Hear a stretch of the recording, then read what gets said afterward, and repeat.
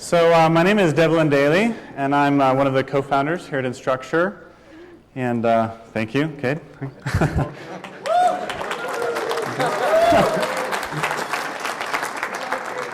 And I'm going to get my desktop up here in just a sec.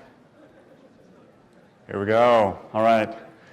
Okay, so sorry, it is hard not to call it Canvalytics, but it's not Canvalytics, okay? All right, so I want to talk a little bit about this. I need to do a very slight correction to the Instructure founding mythology, okay? It is true that a lot of people have seen this picture of Brian and I hopping in a Geo Metro and, finding out what we should build before we wrote any code. Okay, the true story is that this was my brother's Geo Metro, and we borrowed it because gas was so expensive when we were starving students, okay? All right? But it was hard. The AC couldn't keep up with the weather, and so it was extremely hot. It could only go 50 miles an hour up a hill. We almost got run over by a couple of semis and made it into a hood ornament. Instructure would turn out very differently, okay? So actually on the next trip, we decided let's try something different, and I'm the proud owner of a Buick Park Avenue. Yeah? All right? The lap of luxury. And we thought, well, it's not going to get as good a gas mileage, but it's going to, it's faster, it's smoother. I can stretch my leg out. I'm kind of a tall guy. The Geo Metro just didn't fit. But between the two trips, I did a little measurement, okay? So if you're curious, in the Metro, where our lives were in danger, we got 36 miles a gallon, okay? Any guesses on the full-size Buick sedan? You want to try? Okay, too many. Okay, the end result was? That's right. Buick was made for the road. Okay. All right. So the purpose of this is in this process is that a little bit of data helped out quite a bit. So actually, after every trip that we took after that, we took the Buick, okay, because it was worth it. All right. And so I was recently reading an article on Inside Higher Ed talking about sports subsidies and library spending. Anybody see this? Okay, I thought it was a very interesting article. And down at the bottom of it, as I was reading it, is that the author had collected this very nice data table. All right? And so in this data table, I started reading it, and I thought, oh, wow, that's a lot being spent on athletics and versus the library. And I even skimmed through the table. So while the data was there, I didn't fully appreciate it, okay? What I mean by that is I kind of got the impression that most schools spent incredibly amount more on sports than on their libraries, okay? And but then I thought, oh, this is a perfect example of some data and about this visualization called a slope graph that I've been dying to create.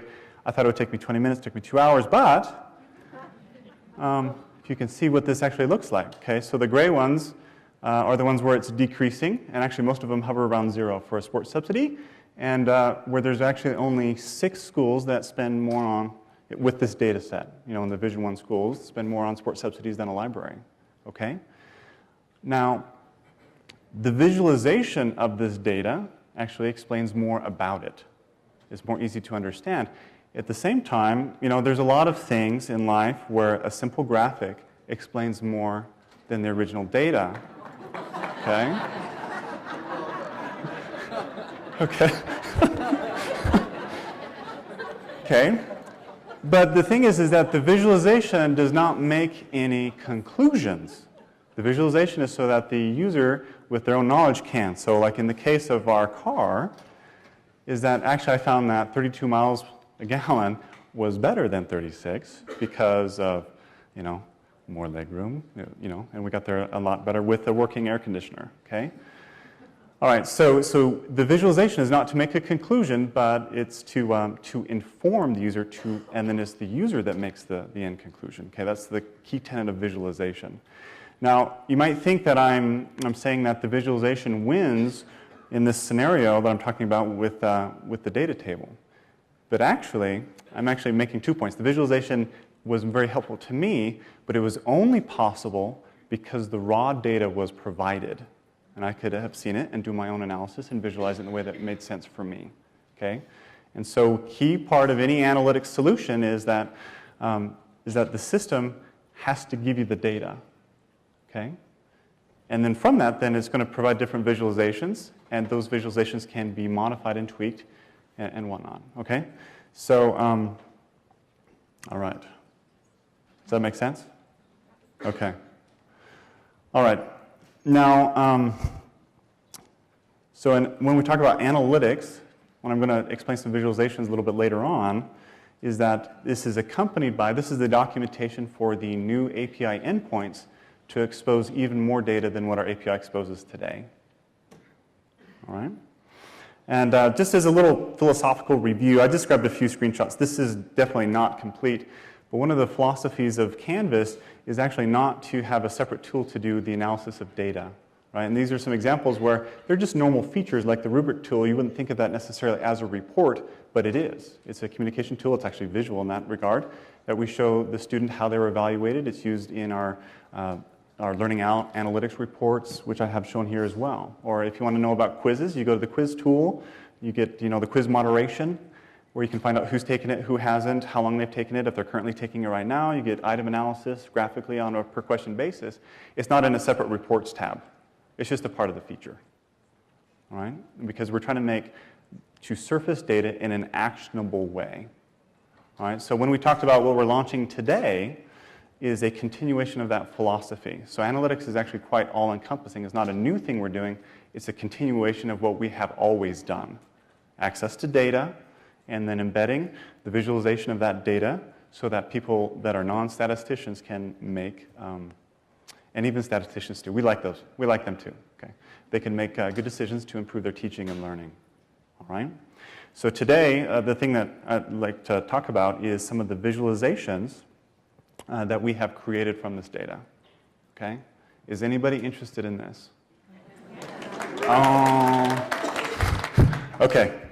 So I'm going to go through some of the visualizations, just point out a few things. Okay? So here is what we call, this is for a specific student inside of a course. All right? So let me give you, I'm going to try and use my pointer here, okay? I'll have to look up.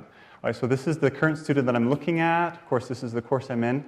And these are kind of the key factors that we're visualizing today. So just like another caveat here is, with instruction, we're very iterative in our model. These were based off of, we did another product validation tour to decide what to build as analytics. And then we've had a couple of pilot customers that have been kicking the tires very, very hard. Okay? And based off that feedback, we've been making changes from it, and we felt that it was at a point now where we could take what we had that was generally useful for everybody. Okay, so that's why we're releasing it. Okay.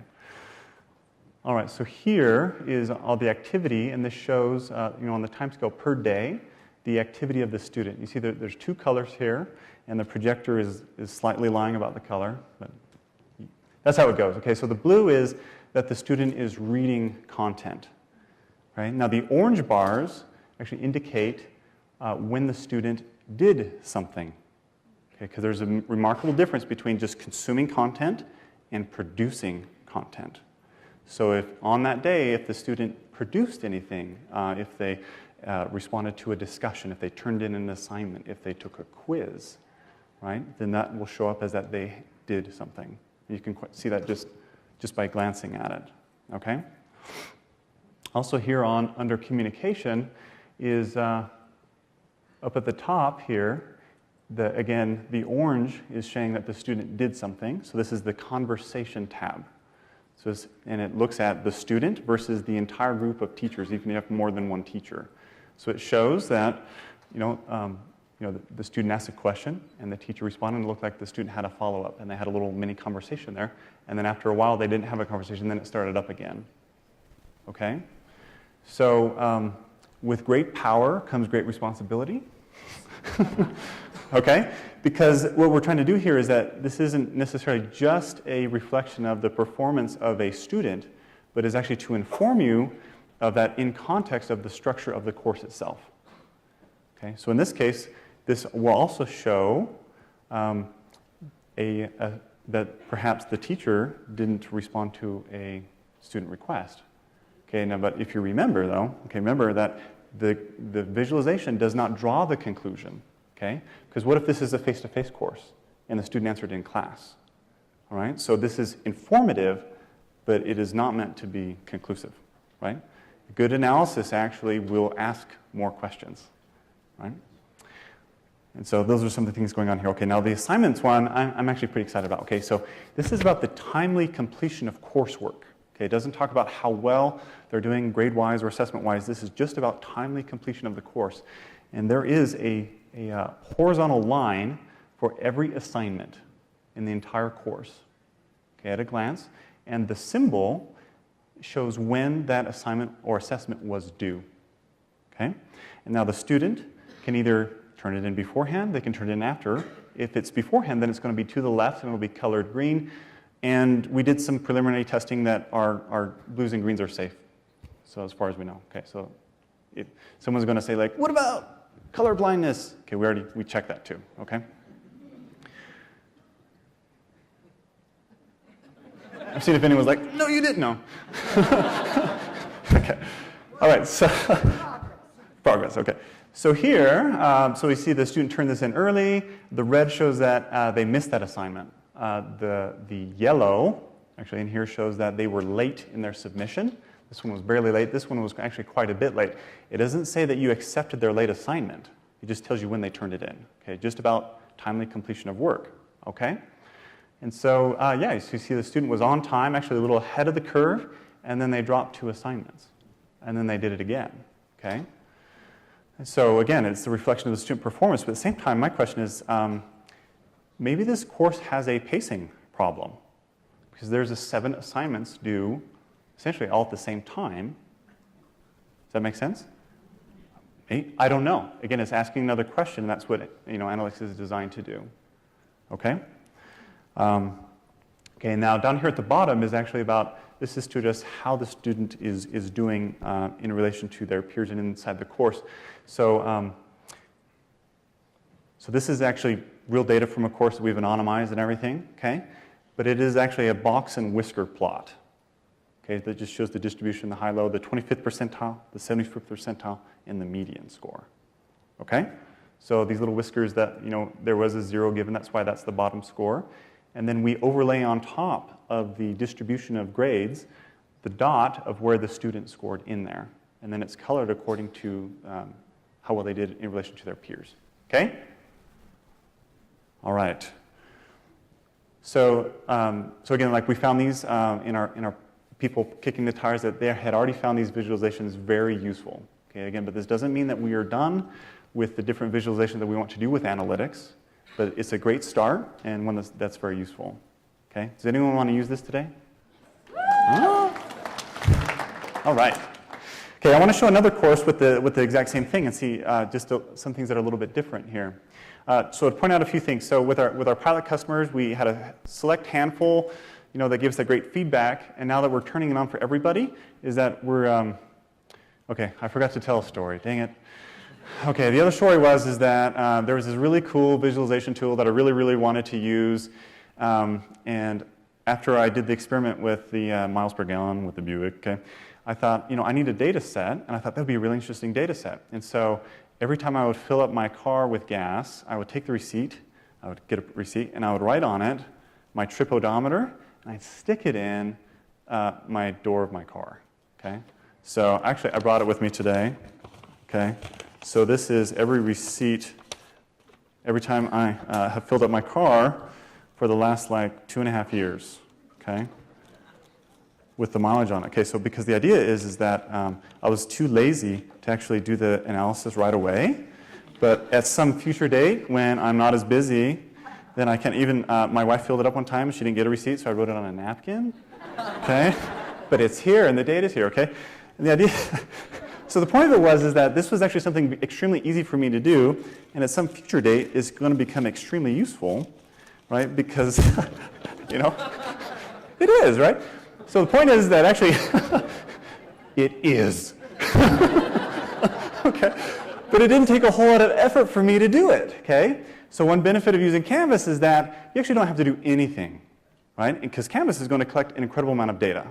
Okay, so if you do anything in the system, we're going to collect that data and we're going to make it valuable to you at a future date. So as this analytics is available, you'll be able to get this kind of tighter feedback loop, but that doesn't mean that any data that you've already done in your courses, we already know about and is going to be exposed via analytics already. Okay, does that make sense?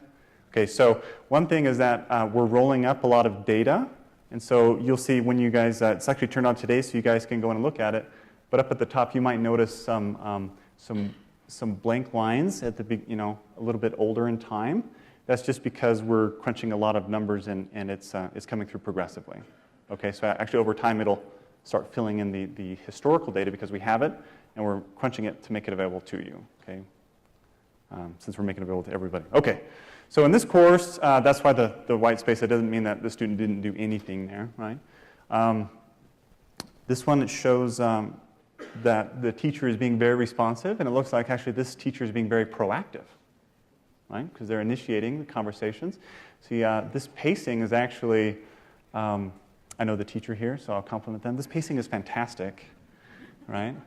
And then, and interestingly, actually, this student, you can see, was actually very, very late with the very, very first assignment, and that's probably what prompted that first note. But it looked like it made a lot of difference because they did very, very well after that. And again, here's the grade distribution. Okay, so as you, at the course level and a student level, you can be very specific. But as you move kind of up the hierarchy, to look at multiple courses, then quite naturally the analytics has to become a little more general, okay, and more broad and more distribution centric. Okay, so here is the dashboard for a course.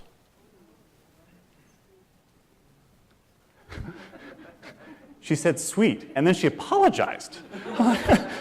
No, it's okay. It is super cool. Okay, so here is, again, is the orange is that the students this time in the course did something. So interesting, you can see that there was areas of inactivity, and the blue ones show that they only read. They didn't actually do anything. No one in the course did anything. Okay, but very interesting. And then on the assignments, is that this shows the proportion of students who got it in on time, late, or were completely missing. Right? So you remember that student back here, as I said, maybe this is a pacing problem, and they dropped 2 assignments. It turns out everyone in the course missed those 2 assignments. But again, not a conclusion, because what if this was, out of the first 8 assignments, they're going to drop the lowest 2 scores, and everyone got great scores before that, and they just didn't the last 2. Okay, so this, again, great power, great responsibility, okay, is that, to be fully informed when you do this. Okay, and then the grades is, again, just the distribution of scores, and, but we don't overlay the student. And then it's a list of the students, and then the page views, if the box is completely full, that means that student had the most activity within the system. And then how much the box is filled up is just proportional to the most activity of the student. The same thing with the participations of how much they were actually creating. All right? And then, of course, just a very quick view on the assignments, again, colored the same way, is overall assignments, what proportion are they getting in on time, and what are they not, at a very easy glance at it. And then with our calculated final score. Now, when you go a little bit higher, up to the account level or the sub-account level, then you get a little bit even more aggregate statistics. Okay, so again, the activity colored the same way, and then activity by category. Right, so which features of Canvas are they using more than others? Okay, and then within that is the grade distribution here as well. Okay, so every one of these visualizations actually has a hover over, and you can hover over it and it'll give you the exact value, or like in the conversations, when you hovered over it, it's going to tell you what the conversation was, what when it happened, and when, all the details you need to, not just the visualization, but you can drill in just by hovering over it. Okay? All right, and then just some overall numbers up here on meter recordings, and then this is sorted by term. All right, so you can look at this term, look at another term, and whatnot. All right. So we're really excited about these. This is, I think it's a great start, and they're going to be widely useful as the feedback that we've been getting, and so we want to make that available to everyone, and they're actually available today. Okay.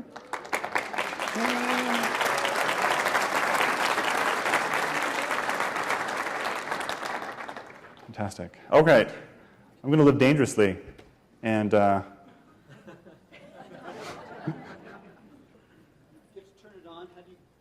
you have to turn it on? The answer is yes. Okay, so on the, see, I'm terrible here. Let me show you this one real quick.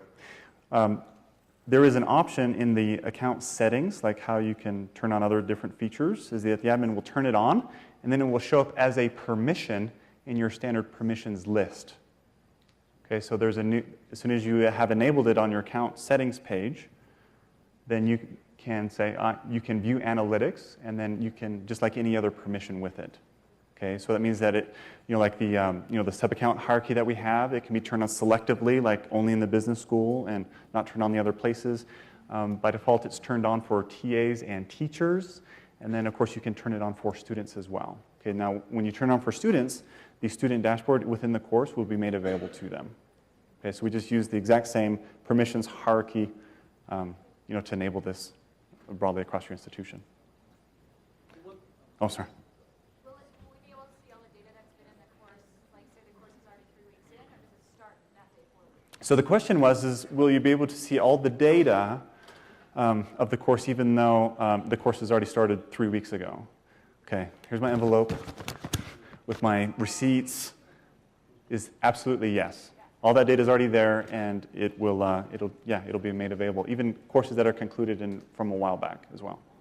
Can you repeat what students would see? To repeat what students can see, absolutely. So back here is that there was a student course interaction right here, and this is what the student would see. All right, if you turn it on for them. Right? They definitely don't see it, across they don't see the course or the department. They would see just per each individual course. At the course view, will it be possible to compare semesters or terms? So at the course view, you're asking, can you compare between semesters and terms? Yeah, okay, so yes, it will be possible. Okay. Right, so yeah, we have definitely planned the kind of side-by-side comparisons, to look at an account from one term to the next. If you want to have your course and you adopted a new textbook and see how that went, absolutely. The cheap way to do that today is you just open up your two courses in 2 tabs and put them side by side. It works. Okay, okay.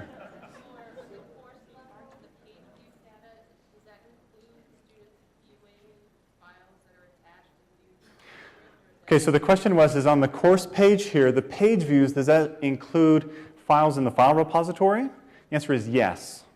Okay, one caveat here though is the activity will not include conversations. So the private messaging, that can technically be done outside of the course, and so it actually kind of lives separate from the course. So the participation inside of a course is restricted to course content interaction with the course itself. But a conversation, even though it's related to the course, is kind of in this other system. Does that kind of make sense? Yeah, but definitely file views and whatnot will be in there. You mentioned that you have to hover over with data. What about drill down? So you're at the department level, you see an interesting thing, break down into specific courses. Okay, so the question is that we have hover overs, and do we have any drill down, right? With this release today, there's actually fairly limited drill down. But like for example, when you go into a student, you can click on the student and go into their page, is what it's kind of today. But we definitely have more drill capabilities planned for it. Right? Okay, I'm neglecting this side of the room, so please. What's the frequency that this is rolled up? The frequency that this is rolled up. I'm looking over here at Jacob. So for historical data, the rollup is in progress, and it's making its way backwards, so most recent dates will be populated first. For data going forward, it will be rolled up immediately. As the page views come in, they're added to the data set. Okay. Yeah, However, so it's on a 12-hour cache. Okay. So I'll translate what he said. Okay, so right now, remember I told you that there is this little white space here, is that's progressively happening, right? Because that's all the historical data. So that will be just Over time, you'll just see more and more data show up historically. Any new data is rolled up automatically. All right, and so the data is actually off of a replica of the production data, and so it does not lag much. The one exception to that is that some of these reports are extremely expensive and that they will be cached for about 12 hours. So if you've run the report, then it'll cache that report for about 12 hours before it'll run it again. Okay, another question. Any opportunity for downloading data or visualizations? Any opportunity for downloading data or visualizations? Yes. Okay, so for the visualizations, it's the same thing you use with the rest of Canvas. You just use the print on your browser, right? And actually, it uses the scalable vector graphics. So even when you zoom in, it'll still maintain, its high fidelity. And then I even had a slide for this too. Is that along with that release is that there is new APIs for getting at all the data for all of these graphs. So actually, every graph has a supported API that exposes the data, and we're actually generating the graphs within your browser. So it's a piece of code, gets the raw data, does what it does, and then just creates the visualization. So that data that goes into these charts is made available to you using any other tool. Okay. Okay, awesome. Okay, we got a lot of questions. Let's go fast. How can third-party tools have their data show up in that? How can third-party tools have their data show up in this? Okay, and our philosophy is that we aren't accepting, they just can't pump data into here. If they use any of the APIs to submit assignments and whatnot, then that's going to automatically show it up. If it's let's say it's like a media site or something, and you want to expose their analytics within I would just suggest an LTI tool that's enabled for an admin. There's a very, very easy way to do that. Yeah, it actually answered my answered yours? Okay. I don't see this in my course. It's enabled, but I don't see how to get to the analytics in the course that I'm a teacher for. How do you get to So the question was, how do you get into there? Which is a great question. And I have a few screenshots about that. Okay, this just shows what some of the hover overs is. This is actually the right pane of a course where it's been enabled. There'll be a button there called View Course Analytics. Let's see, I skipped them all. You can also get to them this is at the right pane of the account page. And I'm having a hard time finding it, but there it is. Okay, on your people list inside your course, there will be a little button to the left that the mountains is a graph. That's how you get into the analytics for that specific student. And then when you're looking at the student report, where you usually go for the interactions report and the other report, there's a button there for analytics as well. Do you plan to make it available in open source? Do we plan on making it available in the open source? Eventually, yeah. Right now, we're going to change the underlying engine and our data warehousing and that. So it's too soon to release it open source because it's actually in the back end is going to go over some fairly radical changes. But yeah, absolutely. 1 minute. Okay, let's see how many we can do. How does the student access their analytics? How does the student access their analytics? So if you go to the student's activity in the course page, if you click on a student's name, you'll get their course profile. I'm sorry, I just remembered. I'm sorry, I couldn't remember, so I looked at him. Okay, when you're looking, you can see it from their student access report page. With theirs, when they go to their grades tab, it'll show each course, and then their current calculated grade, and then there'll be a button to just go in the analytics dashboard for that course. So it's actually on the global navigation, the grades page is how they'll get there. Okay, that was one. 30 seconds? Okay, you can answer Scott's question. Scott. Can we see analytics for teachers? Can you see analytics for teachers? Okay.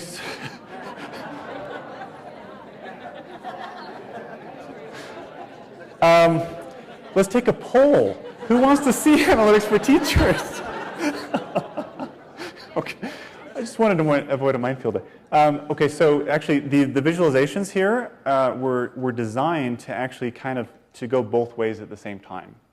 Like a good example was this conversations piece. Right? It not only shows how the student is responsive, it shows how responsive the teacher is at the same time. Okay?